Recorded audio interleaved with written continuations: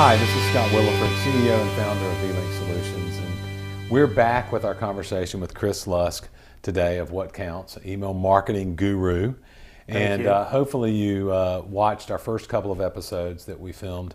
And so today we're going to approach the subject of how do we get subscribers, because you talked about content creation, you talked about some of the technologies and stuff like that, but you know, I'm a small business. There's a lot of small businesses out there. How do we get people to even subscribe to our newsletter? What are the tricks? You know, how do we do that? Sure. So, do we buy a list? No, God, no, never buy a list. Okay, your ESP will fire you. Never buy a list. Okay. What we try to focus on is if you have people coming to your web page. I mean, the obvious answer to how do you get people to subscribe is put a subscription form. Don't hide it at the bottom. Don't make it a link that says, "Hey, sign up here."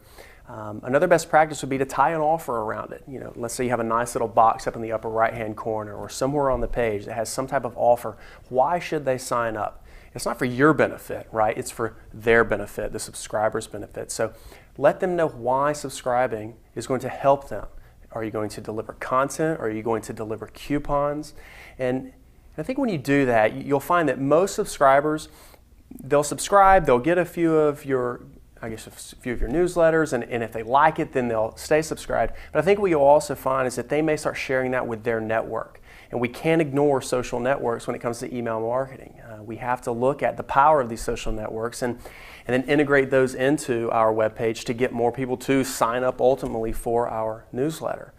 So you know, I heard a pretty strong "don't buy a list." So, Right. But a lot of times when you're just getting started, you know, you can get lists, but probably what you should do is contact those people and drive them to your website to sign up rather than having them subscribe. I mean, what are the rules around that? Never buy a list, ever. Ever. Okay, I can't stress that enough. It's okay to do a list rental. A list rental is different than a list purchase, okay? If someone is selling, and I don't care how you know these people, if they're selling a list, it is bad, right? Buying a list can ultimately affect your IP score. It will certainly affect your your ESP's IP score, and they'll block you, they'll ban you, you can't do business with them. But renting is a little bit different because when you rent, you're dealing with a managed list of people. Most of the times when you buy, you're just buying a list that was harvested. I don't care what they say, it was more than likely harvested, or emails were simply made up. They could have honeypots and spam traps and screamers, that's what we call them in the industry, and it'll really mess you up. So what I tell people that are just getting started, I would much rather you send a newsletter to 100 people that wanted to be on your newsletter list than to 100,000 people who have no idea who you are, whether it's a promotion or whether it's or an actual newsletter. So for a lot of small businesses, we start off just trying to prospect and generate some activity.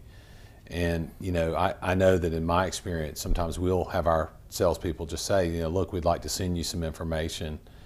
And the goal would be then to get them to come back to our site, and they'd find the online form and they'd sign up. Don't sign them up while you're talking to them. Let it be their choice. Opt in. And then there's also all kinds of rules about, you know, opt out and those kind of things, right? And you got to be careful about that. Sure. I mean, you have to honor what people want to receive and what they don't want to receive. I mean, ultimately, if you have a goal of collecting email addresses just for the sake of collecting email addresses, you're probably going to fail. Right? You need to have the goal of, I want to deliver content, and the people will come. You know, it's the cliche, build it and they will come, but that's the truth. If you're delivering relevant content online, you have to look at your email newsletter as just simply an extension of your message, of your web message.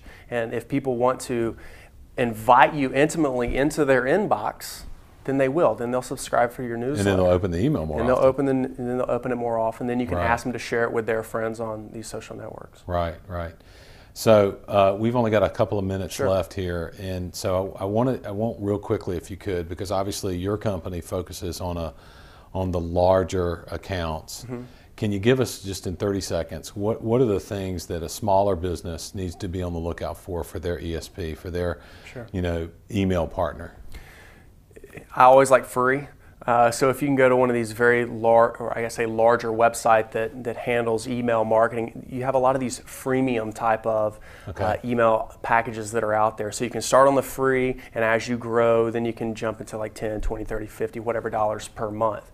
But I tell everyone starting out, don't get absorbed by the amount of people that you have in your newsletter list. Don't worry about how many people are subscribing. Worry about the quality of those people that are subscribing, and then give them what they want. Yeah, it sounds like it's just like regular sales. You want qualified leads. Absolutely. And so, and if they're qualified, then they're going to sign up and they're going to buy something from you. So, Chris, thank you so much for being a guest on our show. This is part 3 of a 3-part webisode that we've produced with Chris Lusk of What Counts. Please contact Chris if you have more information. I'm sure he'll be glad to talk to you no matter the size of your business. And his information is located on the screen below. Thank you very much for tuning in. Scott Williford with vLink Solutions. Have a great day.